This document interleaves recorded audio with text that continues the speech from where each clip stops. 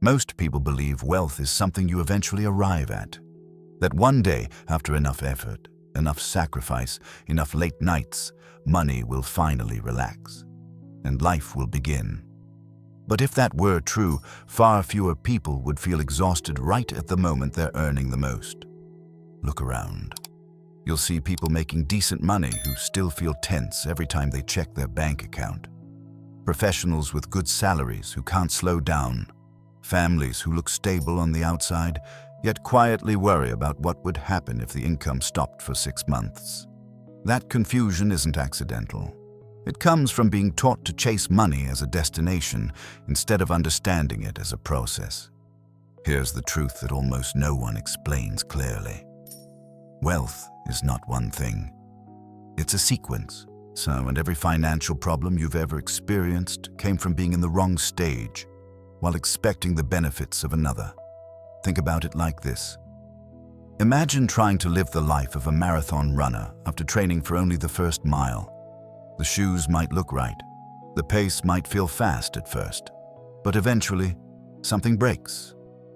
Money works the same way.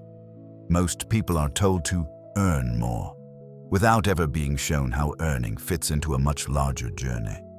So they push harder inside one stage, hoping intensity will compensate for missing structure.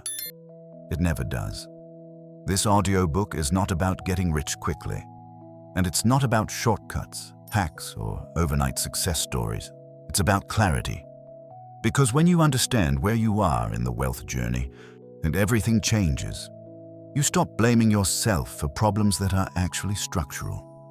You stop copying strategies that only work in later stages. You stop feeling behind when, in reality, you're simply early. Wealth has stages the way life does. You don't start adulthood thinking like a retiree. You don't expect emotional stability before experience shapes you. Yet with money, we expect freedom before foundation, peace before systems, security before sequence. That mismatch creates pressure, and pressure is what makes money feel heavy, even when there's more of it. In the next hour, you'll be guided through the 8 distinct stages of wealth, each one defined not by how much you earn, but by how money behaves in your life. You'll recognize moments you've lived through, when money felt like relief, when it felt like stability, and when it became a way to prove something to yourself or to others, and eventually when it stopped being the point at all. There's nothing mystical here, and nothing theoretical. These stages show up again and again, in careers, in businesses, in families, and across generations. People who reached lasting financial freedom didn't skip them. They passed through them in order, and people who feel stuck often aren't failing. They're just trying to solve a stage 4 problem with a stage 1 mindset, or chasing stage 7 freedom with stage 3 habits. Once you see the map, the confusion fades. You don't need to rush. You don't need to compare. You don't need to force outcomes that aren't ready yet. You only need to understand what stage you're actually in, and what this stage is here to teach you. Because wealth isn't built by pressure. It's built by progression. And this is where that progression becomes clear. Stage 1, survival income, money as relief. Every wealth journey begins in the same place, whether people admit it or not. Not with ambition, not with strategy, but with relief. At this stage, money is not a tool, a system, or a symbol of freedom. Money is emotional oxygen. It is what makes your chest loosen when rent is paid. It is what quiets the anxiety after groceries are bought. It is the difference between sleeping through the night or lying awake doing math in your head. Survival income is the stage where money's only job is to stop pain. Most people recognize this stage instantly because they have lived it. Some are still living in it now. You work not to build wealth, but to make the pressure go away. The goal is not abundance. The goal is okay. Okay means the bills are covered. Nothing urgent is breaking. So you can breathe again, at least for the moment. And when the paycheck arrives, something predictable happens. There is relief. Not excitement, not confidence. Relief. That feeling is important to understand because it explains nearly every behavior people develop around money later on. In survival income, money is tied directly to your nervous system. When money is low, your body feels threatened. When money comes in, your body relaxes. This is not weakness, it is biology. When your financial world feels unstable, your brain prioritizes short-term safety over long-term thinking. That's why planning feels difficult. That's why patience feels unrealistic. That's why advice about investing or thinking long-term often sounds disconnected from reality. At this stage, your mind is not asking, "How do I build?" It is asking, "How do I get through?" And that question shapes everything. People in survival income often blame themselves for not being disciplined enough, smart enough, or focused enough. But discipline does not come before stability. Stability comes first. Here's the quiet truth. You cannot think clearly about wealth while your life still feels financially fragile. This is why so many people stay stuck here longer than they need to. Not because they are lazy, but because no one explains what this stage actually is. Survival income is not failure, it is the foundation. But it is also dangerous if misunderstood. The danger is not being here. The danger is building your identity here. When money equals relief, you unconsciously start chasing relief, not progress. You choose certainty over growth. You avoid risks that could move you forward because risk feels like threat, not opportunity. And that makes sense. If losing income feels like losing safety, then protecting income becomes the highest priority. Not learning, not building, not experimenting. Protection. This is why many people in this stage cling tightly to jobs they dislike, environments that drain them, or routines that no longer serve them. The fear is not about the work itself. It's about what happens if the money stops. At this level, income is linear. You work. You get paid. You stop working. The money stops. That structure creates a fragile relationship with time. Time off feels expensive. Rest feels risky. Saying no feels irresponsible. And slowly, quietly, your life begins to orbit around maintaining relief. There is another pattern here that often goes unnoticed. So when money finally comes in after a stressful period, people often spend quickly, not because they are irresponsible, but because spending completes the relief cycle. Paying something off, buying something comforting, doing something that signals, "We made it." The money leaves, but the relief stays for a moment.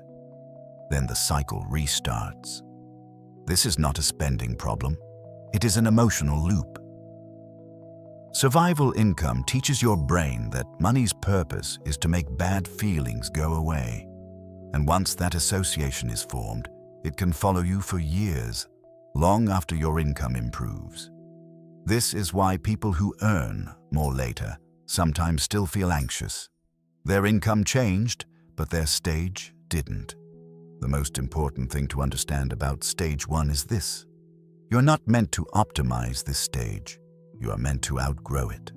You're trying to perfect survival. Income is like trying to make emergency mode comfortable. It misses the point. The lesson of this stage is simple but profound. Money alone does not create safety. Consistency does. Margin does. Structure does. But those belong to later stages. Right now, survival income is teaching you awareness. It is showing you what instability feels like. It is teaching you the cost of dependence on a single stream. It is building the internal motivation to eventually seek something more durable. And that motivation matters. People who skip this stage emotionally, who never feel the pressure, often treat money casually later. They don't respect risk. They don't value stability. They don't protect what they build. Survival income, when understood correctly, creates humility. And humility is a form of wisdom. The mistake is staying here mentally even after you no longer need to. The moment you start asking different questions, you begin to leave this stage. Not, how do I make it through this month? But, why does my entire life depend on this paycheck? Not, how do I earn more right now? But, what would happen if this income stopped? Those questions don't require answers yet. They only require honesty. Stage 1 is not about shame, it is not about comparison, and it is not about judgment. It is about recognizing where you are without pretending you are somewhere else. Because the moment money stops being only relief, the moment you stop seeing income as a temporary exhale, you're ready for the next stage. And that is where money begins to feel stable instead of urgent. Stage 2. Comfort income. Money as stability. After survival comes something quieter and far more deceptive: comfort.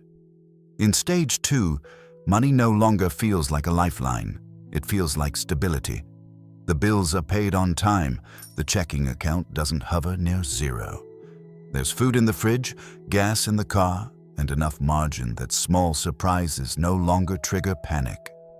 For the first time, money stops shouting, and that silence feels like success.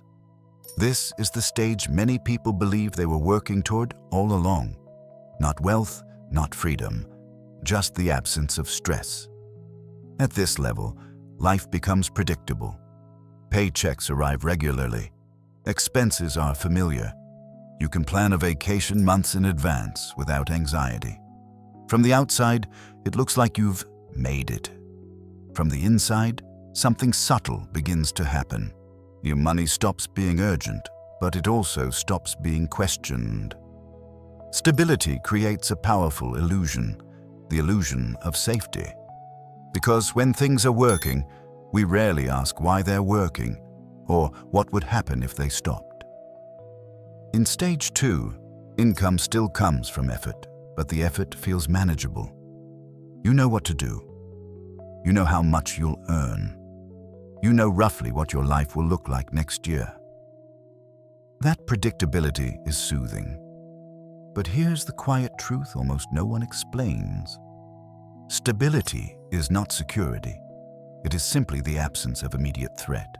If your income depends on continued performance, continued employment, or continued health, then the system hasn't changed.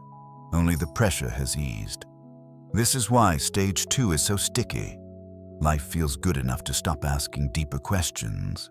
You're no longer surviving, so the urgency to escape disappears. But you're also not free enough to step away. So you settle in. At this stage, many people begin organizing their lives around protecting comfort. They optimize schedules. They avoid disruptions. They say yes to things that preserve stability, even when those things slowly drain energy or ambition. Because discomfort now feels unnecessary and even irresponsible. This is where the language around money changes. Instead of, "I need this job," it becomes, "I'm lucky to have this job." Instead of, "I can't afford to lose income," it becomes, "I shouldn't risk what's working." The tone is calmer, but the dependency remains: comfort. Income still ties money directly to time. You show up, you perform, you get paid. The difference is that the exchange no longer feels desperate. It feels fair, and unfairness is dangerous, because it makes the arrangement feel permanent.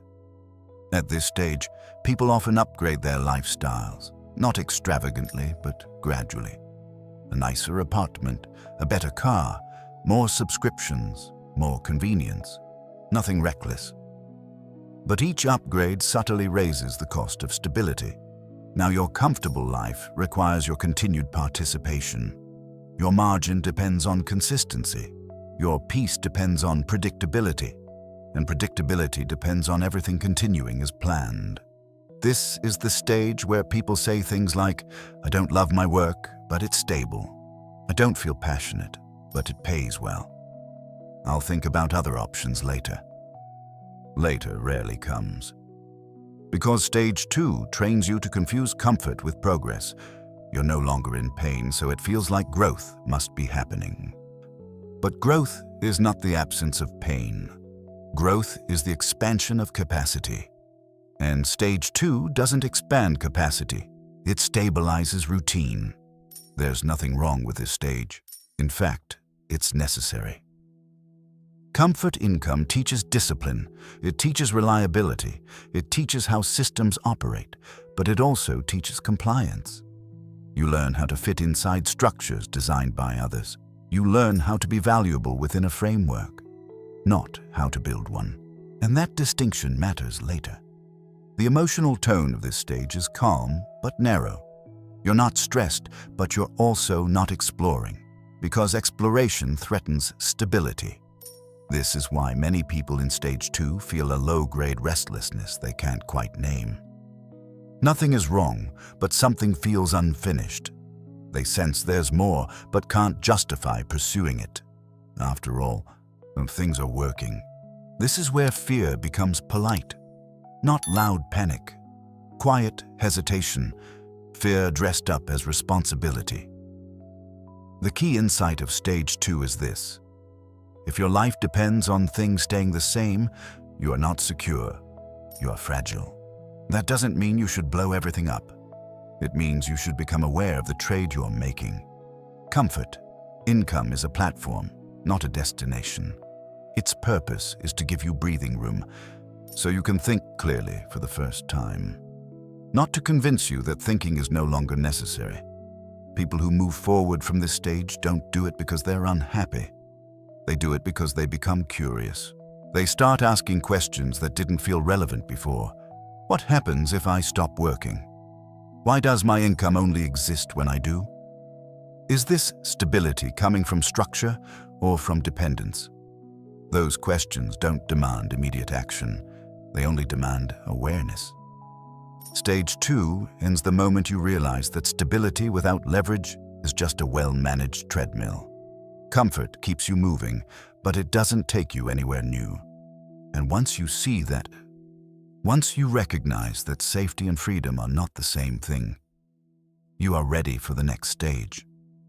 That is where money stops being something you rely on and starts becoming something you use. Stage 3, lifestyle income. Money as identity. Stage 3 begins quietly, and for many people, it doesn't feel like a problem at all. In fact, it feels like progress. At this stage, money is no longer just about paying bills or maintaining stability. Money becomes a signal to yourself, a signal to others, a way to measure how far you've come. This is where income starts shaping identity. You earn more than before. You live better than you used to. And slowly, almost without noticing, money stops being something you use and starts becoming something that represents you. Your lifestyle upgrades, not all at once, but naturally. A better neighborhood, nicer clothes, more convenient choices. Experiences that once felt out of reach now feel normal. None of this is reckless, none of it is wrong. But something subtle shifts, and your standard of living rises, and with it, your sense of self becomes tied to maintaining that standard. At stage 3, money answers a different question than before. It no longer asks, "Am I safe?" It asks, "Who am I becoming?" This is the stage where people start to feel successful. They may not say it out loud, but internally there's a quiet pride. I worked hard for this. I deserve this. This is what progress looks like. And in many ways, they're right. But stage 3 introduces a new kind of pressure, one that doesn't come from scarcity, but from expectation. Because once money becomes part of your identity, losing money no longer feels like losing comfort. It feels like losing status. This is where anxiety returns, but in a more sophisticated form. You're not worried about survival anymore. You're worried about regression.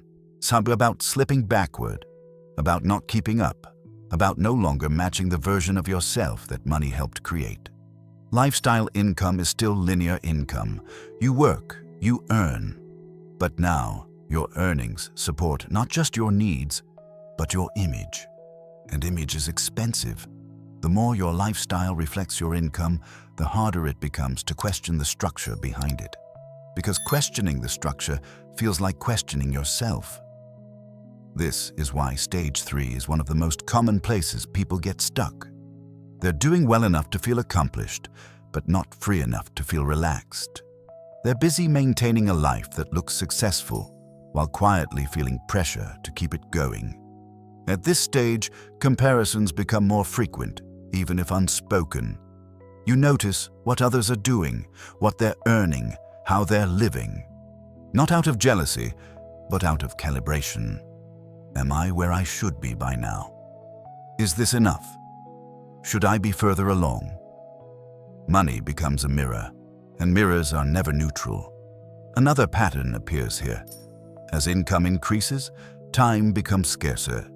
Responsibilities grow, expectations follow. Your calendar fills up not because you're struggling, but because you're valuable. People depend on you, your role matters, your output is noticed, and while that feels rewarding, it also tightens the knot between money and self-worth. At stage 3, rest often feels earned, not allowed. Slowing down feels risky, not restorative. Because if money reflects who you are, then not producing feels like not being enough. This is where burnout often begins. Not from hardship, but from performance. You're no longer chasing relief. You're chasing consistency at a higher level, and consistency requires effort. The hidden cost of stage 3 is that success becomes louder than clarity. You're doing well, so you don't want to disrupt anything. But because you're busy sustaining a lifestyle, you rarely pause long enough to ask what it's all building toward. This is where people start saying things like, "I'll figure out the bigger picture later. Right now, I just need to keep momentum." This isn't the time to slow down. Stage 3 rewards motion, not direction. The most important insight of this stage is simple, but uncomfortable. If your lifestyle requires your constant presence, you don't own it. It owns you. That doesn't mean lifestyle upgrades are mistakes. It means they come with invisible contracts. Contracts that say, keep earning, keep performing, keep proving. And as long as those contracts remain unexamined, money stays attached to identity instead of serving it. Many people confuse this stage with wealth. After all, the numbers look good. The life looks good. The story sounds right, but wealth is not how impressive your life appears. Wealth is how little your life collapses when income pauses. Stage 3 still collapses quickly. If the income slows, the lifestyle feels threatened. If the role changes, identity feels shaken. If momentum stops, doubt creeps in. This is why even successful people sometimes feel uneasy. They've outgrown survival and comfort, but haven't yet separated money from who they are. The transition out of stage 3 doesn't happen because someone earns more. It happens when someone asks a different question. Not, how do I level up my lifestyle? But, what part of my life requires me to keep earning at this pace? Not, what do I deserve now? But what would still exist if I stepped back? Those questions are not criticisms, they are invitations. Stage 3 teaches you how easy it is to confuse progress with permanence, how quickly money can shift from being a resource to being a reflection, and once you recognize that identity built on income is fragile, you begin to loosen the grip. That's when money starts to separate from ego. That's when income stops defining who you are, and that separation is necessary. Because the next stage requires you to stop asking what money says about you, and start asking what money can do for you. That is where the real shift begins. Stage 4. Leveraged income, money as a tool. There comes a moment when something quietly clicks. Not because income explodes, not because life suddenly becomes easy, but because the questions change. Up until now, money has been something you depend on. It paid bills, it stabilized life, it supported a lifestyle, and in many ways, it shaped how you saw yourself. Here, Money begins to shift roles. It stops being the center of the story and becomes an instrument. This is the first real turning point in the wealth journey. The defining change is not external, it's internal. You stop asking, "How much can I earn?" and start asking, "How can this work without me being present every moment?" That question alone separates this level from everything before it. For the first time, you see clearly that effort and outcome are not the same thing. And until now, more output came from more input, more hours, more responsibility, more pressure. But here, a different relationship appears, one where results can outlive effort. This is where leverage enters the picture, not as a buzzword, but as a principle. Leverage simply means this: your income is no longer limited by your personal time. It may come from a skill that compounds a process, that repeats an audience, that grows a system, that runs capital, that participates. The form doesn't matter yet. The realization does. You begin to notice something that once felt invisible. There are people earning while they sleep, not because they're smarter, but because their income is structured differently. This realization is unsettling at first, because it exposes an uncomfortable truth. You've been solving every financial problem by pushing harder inside the same box, and that box has a ceiling. This stage often begins with curiosity rather than confidence. You don't have everything figured out. You may even feel clumsy, but you start experimenting. Not recklessly, intentionally. You test ideas that separate time from income. You build things once and see if they can pay more than once. You stop obsessing over immediate returns and begin observing patterns. For the first time, patience starts to make sense. Another quiet shift happens here. Money loses some of its emotional charge. It's no longer relief. It's no longer proof. It's no longer validation. It becomes something you deploy. You think in terms of allocation instead of consumption. You ask where money goes, not just where it comes from. This mental shift is subtle but powerful. People at this level don't necessarily earn dramatically more at first, but they feel different, calmer, more strategic, less reactive, because they're no longer trapped in constant output mode. There is also a new kind of discipline that appears. Not the discipline of grinding harder, but the discipline of building slowly. You begin to value durability over speed, repeatability over intensity, systems over effort, and this creates friction with your old habits. You may still work hard, but you're more selective about where that work goes. You stop asking, "What pays me fastest?" and start asking, "What keeps paying if I stop?" That question alone rewires how you see opportunity. At this level, many people experience resistance from others and from themselves. Their friends may not understand why you're focused on things that don't pay immediately. Your old identity may feel threatened when effort no longer equals virtue. And internally, impatience may surface because leverage feels slower at first. But here's the paradox. What grows slowly at this level tends to last. This is also where mistakes become less emotional, not because they disappear, but because they're framed differently. You're not betting your survival, you're testing structures. A failed experiment doesn't feel like personal failure. It feels like information, and that emotional distance is crucial, because leverage requires clear thinking. One more shift happens quietly here. You stop romanticizing being busy. Busyness loses its status. You start noticing how often motion is used to avoid uncertainty, how working hard can be a way to postpone building something uncomfortable. At this level, silence becomes productive. Time spent thinking, designing, and refining no longer feels lazy, it feels necessary. That's a radical change from earlier stages. This is also where people begin to see income asymmetry. Some actions produce disproportionate results. Some efforts matter far more than others, and instead of doing everything, you begin choosing carefully.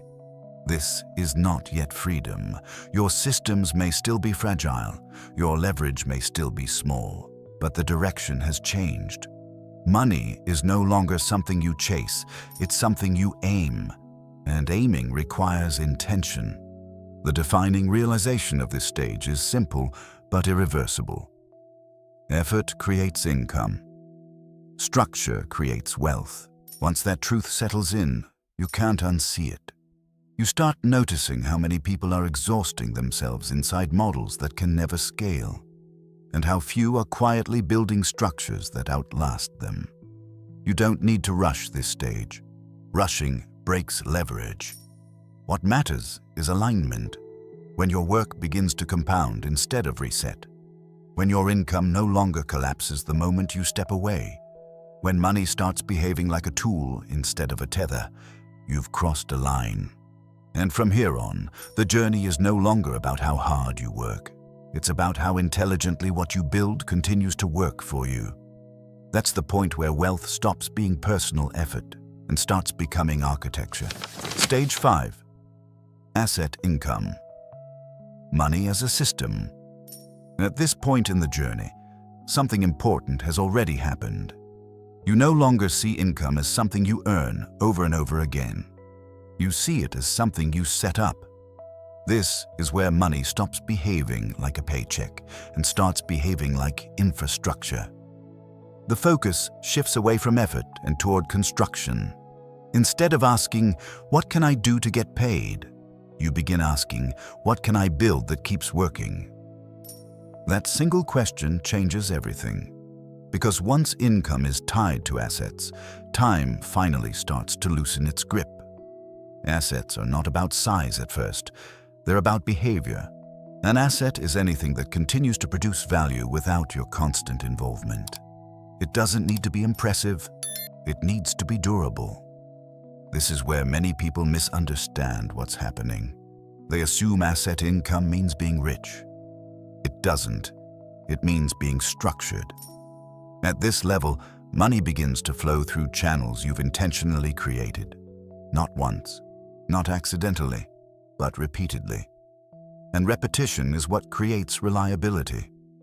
The emotional experience here is noticeably different from earlier stages. There is less urgency, less need to prove anything, less attachment to immediate results. Because systems shift your attention away from daily outcomes and toward long-term behavior. You stop reacting to income, you start monitoring it. You care more about consistency than spikes, more about predictability than excitement. That's a sign of maturity. Assets force you to think in longer timelines. You begin noticing how small advantages compound, not just financially, but psychologically. When income arrives without your direct action, your nervous system relaxes in a new way. Not because you're comfortable, but because you're less dependent. Dependence creates tension. Systems reduce it. This is also where discipline changes form. Earlier, discipline meant showing up no matter how you felt. Here, discipline means maintaining systems even when results are quiet. That's a very different skill. Asset income is often boring at first, and that's a feature, not a flaw. Boredom is what allows consistency. Consistency is what allows compounding. People who struggle at this level are often those still seeking stimulation. They want visible progress. They want validation. But assets don't perform for applause. They perform quietly. This is where many people underestimate the power of what they're building, because it doesn't feel dramatic. But something subtle is happening under the surface. Each system you maintain reduces your exposure to volatility. Each stream adds redundancy. Each month of steady output increases confidence. Not ego, but trust. Trust in the structure. And trust changes behavior. You make calmer decisions. You take fewer emotional risks. You're less tempted by shortcuts. Because when something works, you protect it. This is also where protection becomes more important than growth. Earlier stages prioritize earning more. Here, The priority shifts to keeping what's already working, not defensively, but intelligently. And you begin thinking about fragility, concentration, sustainability, downside risk. Not because you're fearful, but because you're responsible. Assets don't need hype, they need longevity. Another important change happens here. You stop overestimating what you can do in a year and stop underestimating what you can build in a decade. Time becomes an ally instead of a threat. Because systems reward patience. The longer they exist, the more useful they become. The more they're refined, the more resilient they grow. This creates a sense of quiet confidence, not optimism, not certainty, confidence rooted in structure. At this level, money no longer feels personal, it feels operational. You don't ask, "Do I deserve this?" You ask, "Is the system functioning?" That emotional distance is crucial. And it's because it allows you to separate self-worth from cash flow. And once those are separated, decision-making improves dramatically. People often describe this phase as when money slows down, not in growth, but in noise. The spikes fade, the crashes soften, the swings narrow, and what remains is rhythm. Rhythm is what makes life easier. With asset income, you begin designing life around stability rather than urgency. You don't need everything to work at once. You need things to work consistently. This is where wealth begins to feel real, not because of numbers, but because of resilience. If one stream weakens, another remains. If one month disappoints, the system holds. That redundancy is powerful. It creates psychological space, and psychological space creates better judgment. And this stage teaches a lesson that can't be learned earlier. Growth is optional. Stability is not. You can always grow later. But if you don't protect what you've built, there may be nothing left to grow. This is why people who reach this level rarely rush. They've seen how easily things break. They understand how long it takes to build something durable. They don't chase opportunity. They evaluate fit. They don't ask, "How much could this make?" They ask, "How does this behave over time?" That question reveals whether something is an asset or just disguised effort. The defining realization here is simple. Wealth doesn't come from doing more. It comes from owning what keeps working. Once money behaves like a system instead of an event, everything changes. You stop depending on perfect conditions. You stop fearing pauses. You stop measuring success by activity. And when income continues without urgency, without noise, without constant intervention, you're no longer just earning money. You're maintaining a structure that supports your life. And from that point on, wealth stops feeling fragile. It starts feeling built. Stage 6. Scalable wealth. Money has momentum. There is a noticeable shift when wealth stops feeling delicate. Up to this point, progress required attention. Systems needed monitoring. Assets needed protection. Momentum existed, but it could still be interrupted by poor decisions or emotional reactions. Now, something different begins to happen. Wealth starts to move on its own, not in a reckless way, not in a way that ignores reality, but in a way that no longer depends on constant effort to survive. This is the stage where money develops momentum.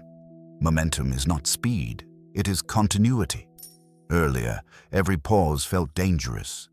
Now, pauses no longer reset everything back to zero. The structures you built continue operating. The systems reinforce themselves. Results accumulate instead of restarting. That changes how you think. Before, you focused on building and protecting. Here, you focus on direction. Because once something is moving, the most important question is not how fast it goes, but where it's going. At this level, scale becomes visible, not in flashy ways, but in asymmetry. Small improvements produce outsized results. Minor decisions echo across entire systems. A single adjustment can influence outcomes for years. This is where leverage matures, not as an idea, but as reality. You begin to see that the most valuable actions are no longer frequent ones. They are precise ones. You stop adding complexity and start removing friction. You simplify, you refine, you standardize what works. Growth becomes less about expansion and more about alignment. Emotionally, this stage feels calmer but heavier. Calmer because urgency fades, heavier because consequences increase. Mistakes matter more now, not because they cause immediate collapse, but because they scale too. A small inefficiency repeated thousands of times becomes expensive. A flawed incentive multiplies quietly. A weak foundation under pressure eventually reveals itself. This awareness creates a new kind of discipline. Not the discipline of pushing harder, but the discipline of restraint. You no longer chase every opportunity. You evaluate impact. You no longer react to fluctuations. You observe patterns. Because momentum is fragile when constantly interrupted. This is why people at this level appear selective. They say no more often. They move slower on the surface. But underneath, everything is compounding. Time horizon stretches dramatically here. Weeks and months lose significance. Years and decades become the real frame. So short-term wins stop feeling impressive. Short-term losses stop feeling alarming. Because you understand the trajectory. Once direction is right, time becomes the most powerful force available. This is where compounding becomes something you feel, not just understand. You notice how consistency reshapes outcomes, how patience reduces error, how systems reward those who let them run. This also creates emotional neutrality around money. Income swings no longer trigger strong reactions. A good quarter doesn't inflate ego. A slow period doesn't provoke panic. Money becomes information. It tells you how systems are behaving, not who you are. That separation is critical. When identity is no longer attached to performance, judgment improves. You don't overcorrect. You don't abandon what works prematurely. You adjust calmly. Another shift happens quietly here. Delegation becomes unavoidable. The more something relies on your direct involvement, the more it limits scale. So you begin designing roles instead of doing everything yourself. You build redundancy. You remove yourself as a bottleneck. This isn't about stepping away completely. It's about letting structure carry weight. The realization is simple but sobering. If your presence is required everywhere, growth has already stopped. As scale increases, responsibility changes shape. Earlier, responsibility meant effort. Now, it means stewardship. You're no longer managing just your own outcomes. Your decisions affect systems, people, and long-term stability. That awareness alters behavior. You become more conservative with risk, not timid, but deliberate. You think about downside as carefully as upside, and you protect continuity above novelty. Because momentum, once broken, is difficult to restore. Lifestyle changes at this point often surprise people, not because life becomes extravagant, but because it becomes simpler. There's less noise, less stimulation, less need to be seen. You don't chase excitement. You value rhythm. Daily life becomes smoother, not busier. And this is where boredom can return, but in a different form. Not the boredom of stagnation, the boredom of maintenance. Maintenance is not glamorous. It doesn't produce instant gratification. But it's what allows compounding to continue uninterrupted. Those who misunderstand this phase often sabotage themselves. They mistake calm for stagnation. They introduce unnecessary complexity. They chase novelty for stimulation. Those who understand it do the opposite. They protect what's working. They reinforce fundamentals. They allow time to do what time does best. Another important realization settles in here. Growth is optional. Continuity is not. You can always choose to grow later. But if momentum collapses, rebuilding is costly. So decisions become fewer, but more meaningful. You ask different questions now. Does this strengthen the system or weaken it? Does this scale cleanly or introduce fragility? Does this align with long-term direction? Those questions filter out most distractions automatically. This is also where wealth begins to feel predictable, not guaranteed, not immune to shocks, but directional, and you know where things are headed if nothing breaks. So your primary job becomes simple. Don't break it. That simplicity is deceptive. It requires patience, humility, and the ability to resist unnecessary action. But when done well, something remarkable happens. Effort becomes optional. Stress decreases. Results continue. Momentum carries forward even when attention shifts. And that is the defining experience of this stage. Wealth no longer feels like something you're actively creating each day. It feels like something that's unfolding as long as you stay aligned, quietly, consistently, over time. From here on, the challenge is no longer how to grow faster. It's how to remain steady enough to let what you've built keep moving. Without interference, without impatience, and without forcing outcomes that are already in motion. Stage 7. Financial independence. Money as freedom. There is a specific moment when pressure disappears, not all at once, not dramatically, but unmistakably. You notice it when decisions stop feeling urgent, when income is no longer the reason you wake up and move, when your calendar finally belongs to you. This is the stage where money releases its grip, not because you have unlimited wealth, but because you no longer need money to behave a certain way for your life to function. Your systems cover your needs. Your assets carry the load. Your momentum sustains itself, and for the first time, work becomes optional. That word, optional, changes everything. You may still choose to work. You may even work hard. But the energy behind it is completely different. There is no desperation, no quiet fear, no internal bargaining. Earlier, the money dictated your choices. Now, it simply supports them. This is what financial independence actually feels like. Not indulgence, not escape. Freedom of choice. Time becomes your most valuable asset again. Not because you're running out of it, but because you finally get to decide how it's spent. You slow down without guilt. You speed up without pressure.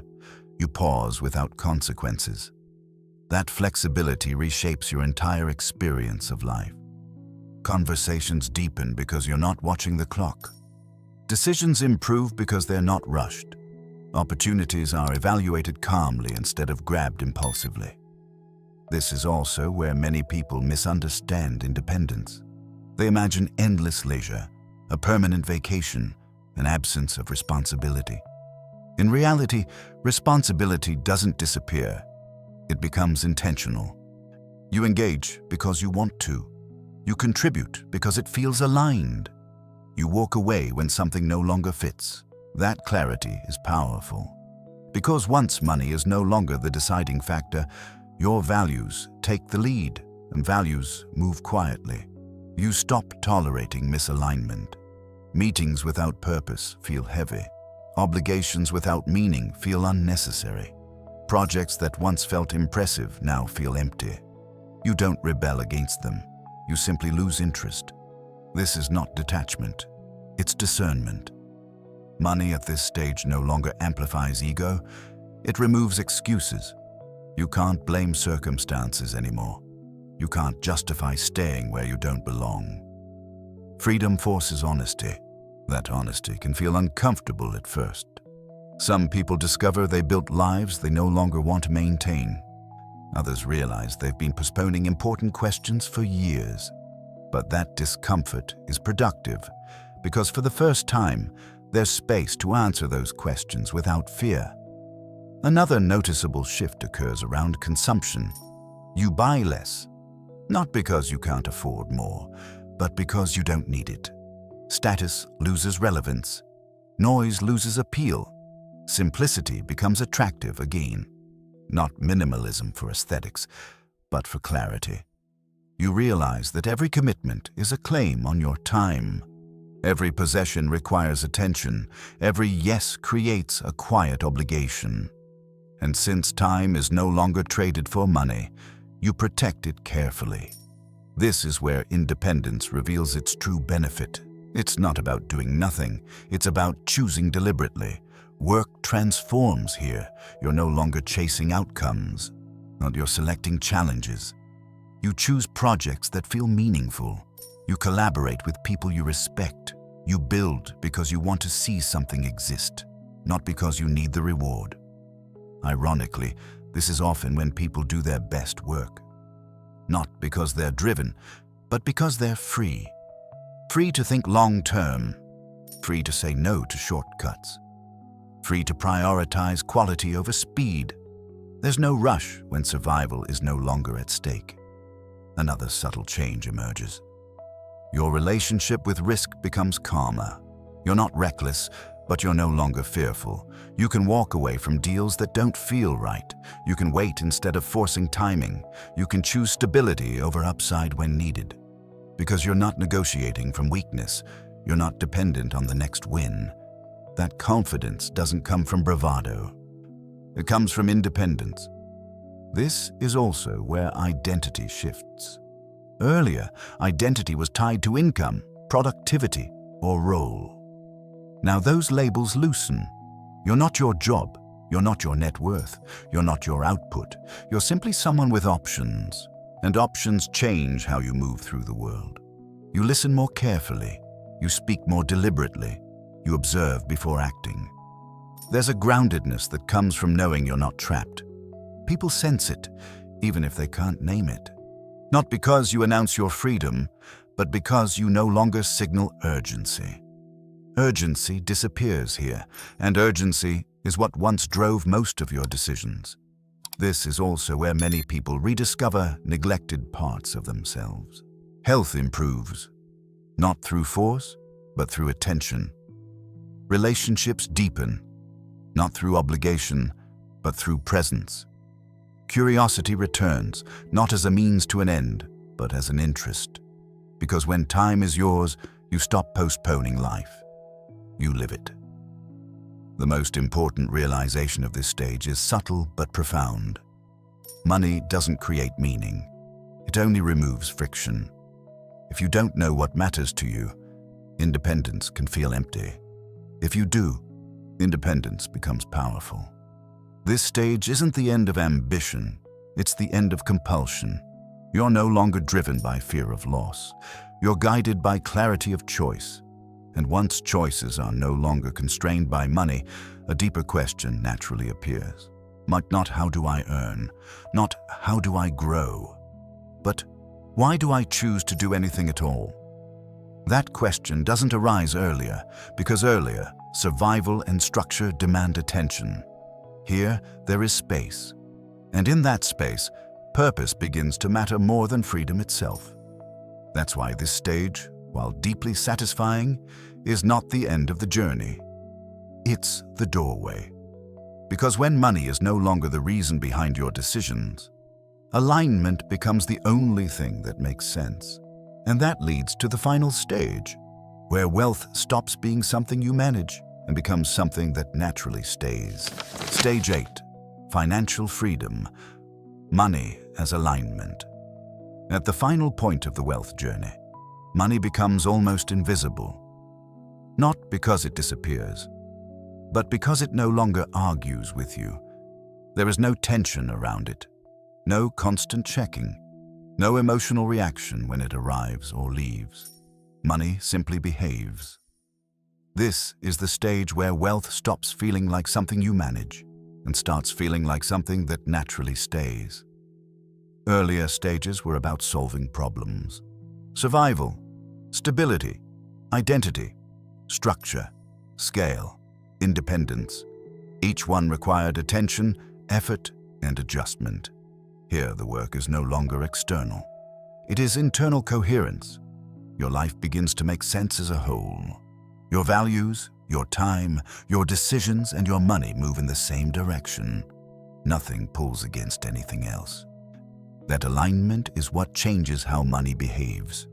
You're no longer forcing outcomes. You're no longer optimizing aggressively. You're no longer reacting. You're simply living in a way that money fits into.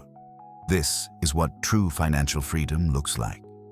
Not excess, not indulgence, but harmony. Money no longer sits at the center of your life. It sits quietly in the background, doing its job. Earlier, money demanded attention because it was solving gaps. Now, there are fewer gaps. Your life has structure, your time has intention, your energy is protected. Because of that, decisions become clean. You don't ask, how much will this make? You ask, does this belong in my life? And remarkably, when decisions are filtered that way, money tends to cooperate. Not immediately, not dramatically, reliably. This stage is defined by coherence. You are no longer split between what earns money and what feels right. Those two paths merge. Work becomes an extension of values, not a compromise against them. Income becomes a byproduct of clarity, not a goal in itself. This is why people at this level rarely talk about money. There's nothing to negotiate with it anymore. They don't need to prove discipline. They don't need to chase growth. They don't need reassurance. Their systems are stable, but more importantly, their lives are stable. That stability changes behavior in subtle ways. You move slower, but more deliberately. You speak less, but more precisely. You choose carefully because there's no pressure to choose quickly. Urgency disappears here. And urgency was the hidden tax in every earlier stage. Urgency creates mistakes. Urgency invites compromise. Urgency clouds judgment. When urgency is gone, judgment improves naturally. Another shift happens quietly. You stop measuring wealth by accumulation. More stops being the metric. Instead, you measure wealth by resilience. How well does your life absorb shock? How easily can you adapt without stress? How little does disruption affect your peace? Those questions would have sounded strange earlier. Now they feel obvious. Because you understand that the real risk is not losing money, it's losing alignment. Misalignment is expensive. It drains energy, it creates friction, it forces constant correction. Alignment does the opposite. It reduces waste, it simplifies decisions, it allows consistency without effort. This is why money tends to remain where alignment exists. Not as a mystical principle, but as a practical one. When your life is clear, you make fewer bad decisions. When decisions are cleaner, systems perform better. When systems perform better, money becomes predictable. Predictability creates calm. Calm creates patience, and patience is one of the most undervalued forms of wealth. At this level, patience is no longer something you practice. It's something you embody. You're no longer waiting for things to work out. You trust the structure you've built. That trust changes your relationship with time. Time stops feeling scarce, not because you have endless hours, but because nothing is chasing you. You don't rush mornings. You don't dread Mondays. You don't live for weekends. Life regains rhythm. Another important change appears here. Your tolerance for complexity drops, not because you can't handle it, but because you don't need it. You simplify finances. Yes, you simplify commitments. You simplify goals. Not out of laziness, but out of respect for attention. You understand that attention is the real currency now. Money is abundant enough, time is flexible enough, but attention is precious. So you protect it. That protection is what keeps wealth intact. This stage also deepens your understanding of risk. You don't avoid risk completely, but you stop taking risks that don't align with who you are. You don't chase upside at the expense of downside. You don't gamble with stability for excitement, because you finally understand the real objective. stay in the game indefinitely. Not win loudly, not grow fast, but remain free, calm, and aligned for as long as life continues. This mindset looks unambitious from the outside. It isn't. It's mature. You've already proven that you can build. Now you prove that you can sustain, and sustainability is harder than growth. This is also where wealth expands beyond money. You recognize richness in unhurried conversations, flexible schedules, quiet mornings, health that isn't sacrificed for success, relationships that aren't postponed. Those things are not funded by money alone. They are protected by alignment. Money at this level is simply infrastructure. It supports the life you've designed instead of distorting it. That's why it stays, because it belongs. The final realization of the wealth journey is not about income, assets, or freedom. It's about design. Money was never meant to be chased endlessly. It was meant to reflect how well your life was structured.